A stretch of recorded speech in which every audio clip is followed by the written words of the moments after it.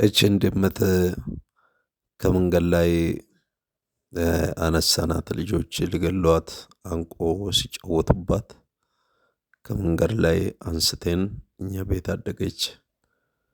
ካደገች በኋላ በጣም ለቤታችን በጣም የምትገርም ድመት ነበረች።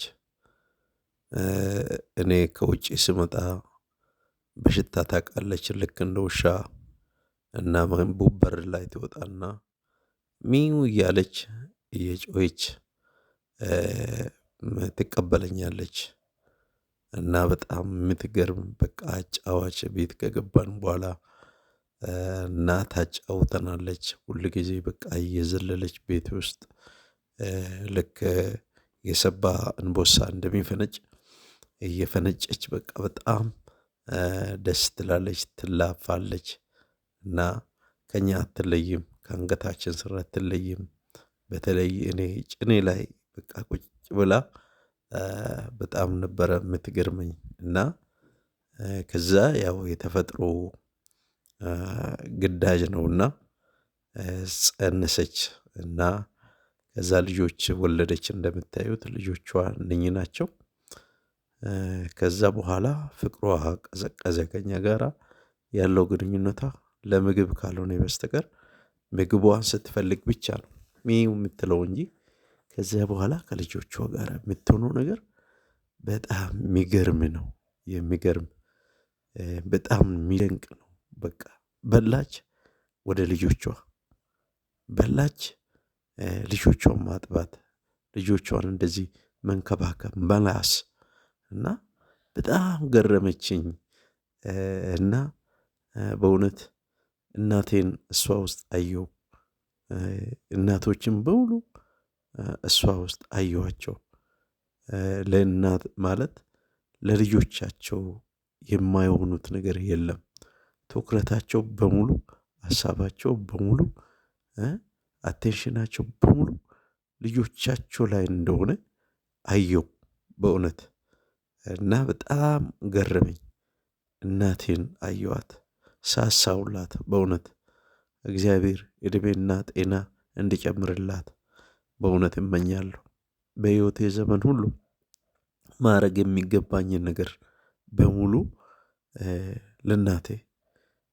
ለእናቴ ብቻ አይደለም ለእናቶች በሙሉ በእውነት ማለት በትራንስፖርት ላይ ሊሆን ይችላል፣ የተቸገሩ ሰዎች ሊሆኑ ይችላሉ። ማለት የሚገባውን ነገር ለእናቶች ማድረግ ግዴታዬ ነው። የሁሉም ሰው ግዴታ ነው በእውነት። እናት ዋጋዋ ስንት ነው? ስንት ነው የሚከፈላት? ነገር ብኖርና ቢከፈላት ዋጋዋ ስንት ነው? ወገኖቼ ሆይ እኔ ዋጋ አጣሁላት። በእውነት እውነቴን ነው የምላችሁ፣ ዋጋ አጣሁላት። እናት መተካ የላትም። እናት ለልጆቿ ከመኖር ውጪ በጀርባ ተሸክማ፣ በማህፀን ተሸክማ፣ አጥብታ፣ አሳድጋ፣ የሽንት ጨርቃቸውን አጥባ፣ ካካቸውን እየጠረገች አሳድጋ፣ አንዳንድ ጊዜ አሁን የተወለዱ አሁን በዚህ ዘመን ላይ ያሉ ልጆች እናቶቻቸውን ስንቁ፣ እናቶቻቸውን ሲሳደቡ የምናይበት ዘመን ነው። አልፎ ተርፎ ለንብረት ብሎ ንብረታቸውን እየቀሙ ከምስቶቻቸው ጋር ሆኖ ወይ ከባሎቻቸው ጋር ሆኖ እናቶቻቸውን ሲያስለቅሱ የሚሰማበት ጊዜ ላይ ነው ያለው። እውነቴን ነው የምላቸው። እናት ከረገመች ደግሞ በቃ መንገድ በሙሉ እንቅፋት በእንቅፋት ነው የሚሆነው እና ያ ሰው አይባረክም። ያ ሰው ስኬት አያገኝም። እናት የረገመችው ሰው አያገኝም። መጽሐፍ ቅዱስ እንኳን ምን ይላል? ዕድሜ በምድር ላይ እንዲረዝም እናትና አባቴን አክብር ይላል። ስለዚህ እናቶቻችንን እናክብር። የሌላው እናትም የኔም እናት ናት። እናቶች በሙሉ ክብር ይገባቸዋል። እናቶችን በምታዩበት ጊዜ ሁሉ፣ በመንገድ ላይ በምታዩበት ጊዜ ሁሉ ትልቅ አክብሮት ልንሰጣቸው ይገባል።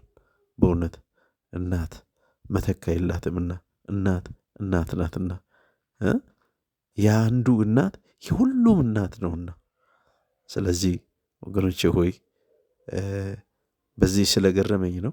በጣም ነው ማመሰግናችሁ። አመሰግናለሁ። ክብረት ይስጥልኝ። ባላችሁበት ሁሉ ሰላማችሁ ብዝት ይበልልኝ። እናመሰግናለሁ። ቻናሌ ቤተሰቦች ሌሎቻችሁም በጣም ነው መወዳችሁ፣ በጣም ማከብራችሁ።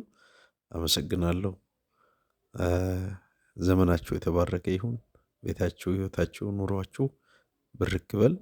አመሰግናቸዋለሁ። መልካም ጊዜ ይሁንላችሁ።